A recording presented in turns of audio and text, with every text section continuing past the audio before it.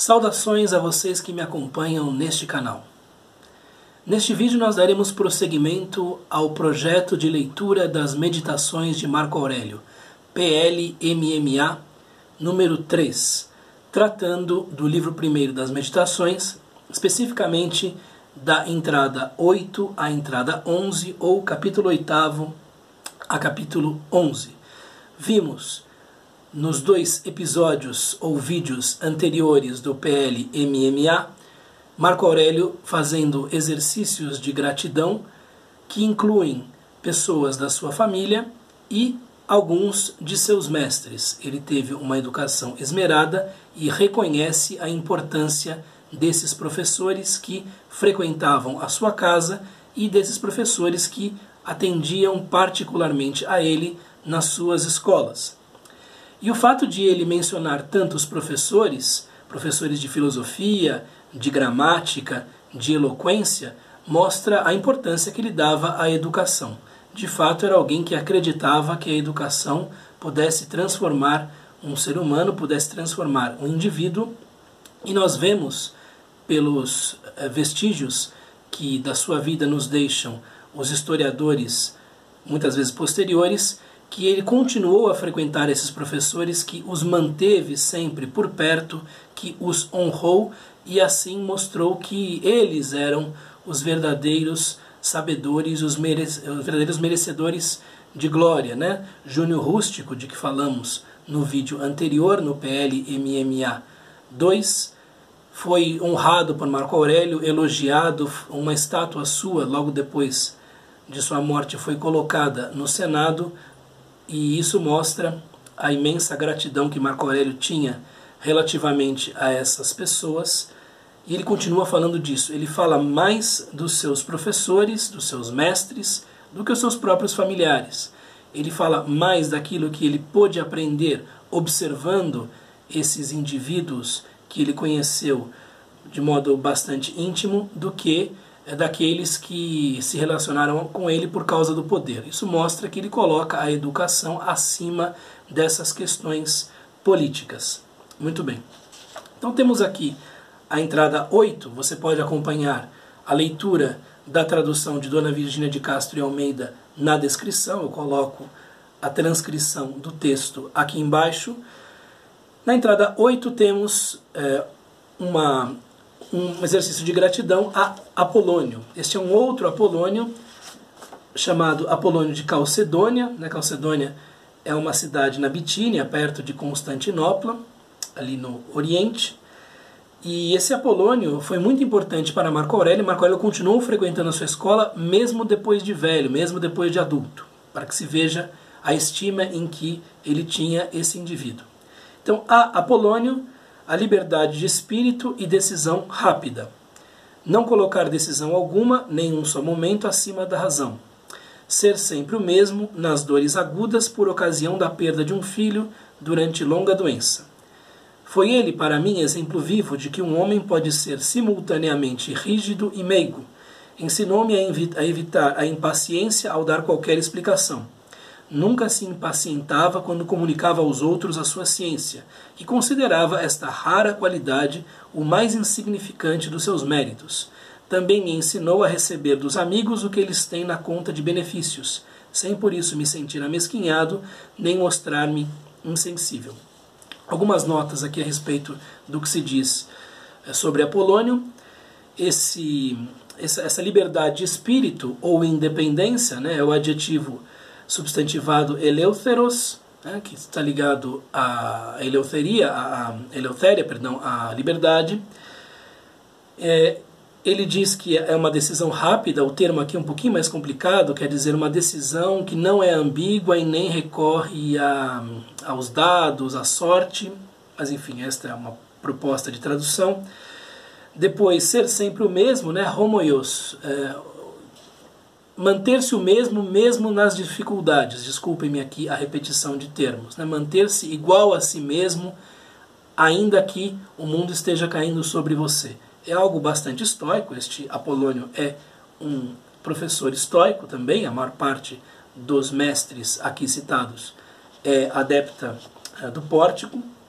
E isso de não se alterar, de ser sempre o mesmo nas dores agudas por ocasião da perda de um filho durante longa doença, é aquilo que, segundo os romanos, né, nós poderíamos chamar, já na língua portuguesa, equanimidade, né, ter o animus sempre equus, né, isto é, um ânimo sempre o mesmo, né, manter-se o mesmo o tempo todo. É algo que se diz que Marco Aurélio era, né, alguns historiadores dizem que ele sempre era igual a si mesmo.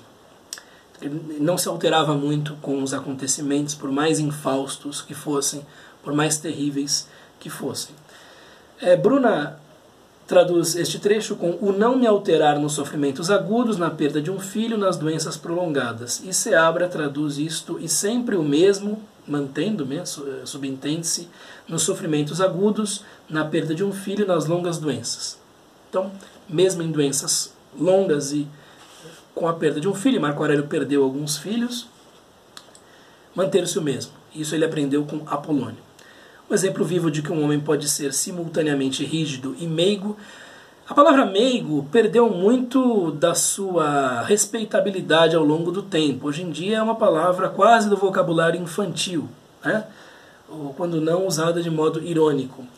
O que está sendo dito aqui, né, é algo como é algo que é recoberto pelo adjetivo sfodros, que quer dizer violento, enérgico, veemente, o que é traduzido como rígido, e um particípio, o particípio do verbo aniemi, aneimenos, que quer dizer afrouxado, abrandado, amainado. Então, ser enérgico, veemente, forte e ao mesmo tempo ter algo de brando, de suave, é algo que foi ensinado a Marco Aurélio por Apolônio. Também era alguém que não tinha impaciência e que ensinou Marco Aurélio a aceitar presentes, o que é bastante difícil. Continuamos aqui com o Cesto de Queroneia, um beócio, né? Vivia ali perto de Delfos e muito provavelmente ele foi sobrinho de Plutarco, o grande sacerdote de Apolo, filósofo e historiador. O que é que Marco Aurélio aprendeu com Cesto? A Cesto, benevolência e o exemplo de uma casa governada por um bom pai. Era uma família patriarcal, uma família que se baseava na tradição. Isso era importante para Marco Aurélio, ele tinha visto isso em Cesto. A compreensão do que é viver segundo a natureza, né? Segundo um naturam vivere, como diria Cícero, que era, digamos assim, o lema, né, dos estoicos. Viver segundo a natureza, o que eles supunham ser a natureza. Gravidade sem afetação e atenta solicitude para os amigos, uma disponibilidade para os amigos, paciência para aturar os ignorantes, né? São o termo aqui no seu singular é idiotes, né? Os ignorantes, os que não sabem e os que dão conselhos irrefletidos. Colocava-se a par de qualquer um, então colocava-se no mesmo nível de qualquer pessoa, então não era alguém altivo, não era alguém orgulhoso, assim o seu trato era mais agradável do que uma lisonja e ao mesmo tempo inspirava um maior respeito. Então era alguém que, de fato, era muito dado, muito afável. E Marco Aurélio aprende isso com Cesto. Ensinou-me a descobrir com penetração e a classificá-los os métodos e preceitos necessários na vida. Então, há uma importância do ensino teórico aqui, dos preceitos do Pórtico, dos preceitos estoicos, que vem com as aulas que Cesto dava. Nunca manifestou cólera nem outra qualquer paixão. Então, aqui um traço bastante claro, uma descrição bastante manifesta daquilo que os estoicos denominavam apatheia, que não deve ser confundida com apatia, né? Não é indolência, não é assídia, não é falta de reação. O que os estoicos queriam não era evitar as emoções, não era tornar indivíduos robóticos, né? Eles não eram vulcanos, eles eram indivíduos que buscavam fugir das emoções violentas, das chamadas paixões. Por quê? Essas emoções violentas não trazem nada de bom para ninguém. Ninguém aprende nada quando se encoleriza, quando cai em depressão ou prostração, quando sente pavor, quando sente angústia, ok? Ainda mais se essas coisas são frequentes. Pode-se dizer que alguma coisa se aprende com isso se você tem essas emoções violentas episodicamente, mas se a coisa é recorrente, é contínua, é frequente, é bastante complicado dizer que se aprende algo com isso. E eles buscavam uma regulagem da sua própria percepção para que essas paixões não os atingissem. Não se trata de um fingimento, de uma altaneria, de fingir-se ao abrigo dessas paixões. Não é um comportamento, por exemplo, de cortesão, que nós vamos ver na Europa a partir dos séculos XVI e XVII, a tal da sprezzatura, né? A fingir que não se está ao alcance de certas preocupações, de certas irritações, de certas perturbações, mas de fato trabalhar em si mesmo para que as durezas e asperezas da vida não nos atinjam de maneira tão forte, diminuir o império da cólera, da melancolia, das angústias, das preocupações desnecessárias sobre o indivíduo. Era simultaneamente o homem menos apaixonado e o mais afetuoso. Isso também é bastante estoico. Então, este sexto se aproximava do ideal do estoicismo que Marco Aurélio quis trazer para a sua própria vida, né? Então, ele era o homem menos apaixonado, ele era apathés, sem as paixões, e ao mesmo tempo ele era filostorgos, isto é, ele tinha filostorgia, tinha storge, a afetuosidade familiar, né? Storge, filostorgia são palavras bastante usadas para descrever o amor familiar, a afeição entre pai e filho, irmão e irmã, marido e mulher, por aí vai. Louvava os outros sem exagero e sabia muito sem pedantismo. Isso aqui é para mim, para nós, né? Enfim. Louvava os outros sem exagero. Aqui eu vejo algo importante para nós brasileiros, né? Há uma tendência bastante forte em nossa sociedade do elogio desmesurado, algo que se vê bastante na televisão, né? Alguns apresentadores de TV que rasgam a seda de tal maneira dos seus convidados que aquilo causa um certo incômodo, né? Se a pessoa está lá no programa, é evidente que ela é relevante, não é necessário vir com tantos elogios assim. Então, sexto, louvava os outros sem exagero e sabia muito sem pedantismo. Enfim, era alguém bastante controlado. Depois nós temos Alexandre, o gramático. Há um outro Alexandre citado mais adiante, que é o chamado o platônico. Esse aí foi quem ensinou o grego a Marco Aurélio. O grego e a retórica ligada ao grego. Alexandre o gramático não censurava os outros, nunca emendava de modo ofensivo os que deixavam escapar um barbarismo, um solecismo, um erro de pronúncia, mas habilmente metia na conversa a própria palavra que devia ser empregada, como se respondesse ou confirmasse ou discutisse o assunto em geral, e não especialmente a expressão, e assim, por outros meios análogos, avisava e emendava seus discípulos. Então ele corrigia seus discípulos de maneira bastante branda, bastante avisada.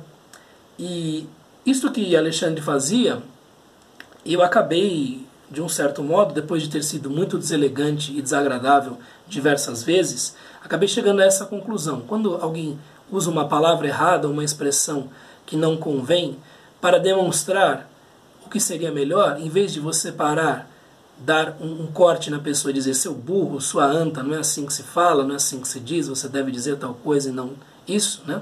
A pessoa diz, sei lá, pneu, ou advogado, diz, deixa de ser burro, não é pneu, cadê o E? É pneu, né? É advogado. É claro que se você for professor de gramática, você pode emendar de maneira um pouco mais enérgica, mas na vida corrente não, né? Mas um modo de você mostrar para a pessoa qual é a maneira correta é retomar aquela palavra, continuando a conversa como quase se nada fosse. Isso é o que Alexandre o Gramático tinha ensinado a Marco Aurélio. Eu cheguei a uma conclusão mais ou menos semelhante antes de ler este ponto mesmo, e gostei de ver que alguém importante já tinha pensado nisso. Então, se a pessoa diz, por exemplo, algo que não é considerado o melhor português, fiquei pasmo, né? Embora esteja em José de Alencar isso, né? Pasmo, pasma, mas não é o melhor português. pasmado, pasmada. Você retoma aquela palavra, continuando, você ficou pasmado, enfim, eu também costumo ficar pasmado em tais situações. E assim, se a pessoa for perceptiva, se ela for razoavelmente perspicaz, ela nota que deve falar de outra maneira. Afrontão, ou ainda afronto, né, Marco Cornélio Frontão, a compreensão do ciúme, dobrez, velhacaria de um tirano e de como, na maioria, esses homens chamados nobres ou eupátridas ou patrícios têm pouco coração. As palavras usadas aqui para caracterizar o tirano, e é interessante ver que Frontão ou Fronto, tendo sido o mestre de eloquência latina de Marco Aurélio, acabou ensinando algo de política para ele. As palavras que aparecem relacionadas ao tirano são bascania, poiquilia e hipócrisis. Né? Hipócrisis é hipocrisia, é o que é traduzido como velhacaria. Hipocrisia, dissimulação, atuação, né? Dos tiranos. Há também a poiquilia, que é algo como a diversidade, aqui é traduzido como dobrez, como malícia, como astúcia, né? Solércia. E bascania, essa bascania está ligado à ideia de magia, feitiçaria, de uma perfídia que é emanada do sujeito, uma influência maligna, uma fascinação, um feitiço, né, um malóquio, um mal olhado, algo que vem de muito ruim do sujeito. Às vezes isso é traduzido como inveja, às vezes como ciúme, como uma má fascinação. E poiquilia tem a ver com ser variegado, ser versátil, ser diverso, ter diversas cores. O termo aqui é dobreza, um termo bem ibérico, né, bem ligado ao castelhano, doblez, e quer dizer justamente esse ter pelo menos dois lados, ter várias cores, esconder-se atrás de uma diversidade de ânimo. E o que se vê aqui é exatamente o contrário do que um ser humano devia ser, um ser humano que se respeitasse, deveria ser um ser humano que desse ouvidos à filosofia e procurasse se emendar, procurasse trabalhar o seu próprio caráter.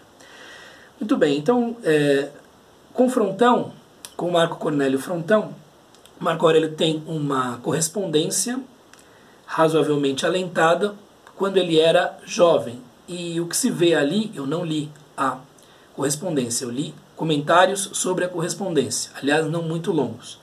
O que se vê ali é Marco Aurélio se debatendo sobre a vida que deveria levar, muito afeiçoado a Frontão, pensando se ele deveria ficar na política ou se deveria seguir a filosofia. E Frontão, como alguém ligado à retórica, à eloquência, diz, olha, a filosofia é algo bom para jovens, você vai ficar mais velho, você vai amadurecer e vai ver que é melhor você seguir na política. E há uma discussão lá entre eles a esse respeito. Marco Aurélio acaba buscando um caminho do meio, tentando conciliar a sua posição política com uma atividade filosófica íntima, interior, que nós vemos aqui, por exemplo, nas meditações. E ele gostava tanto de Frontão que acabou colocando como cônsul em 161, né, logo no início do seu reinado.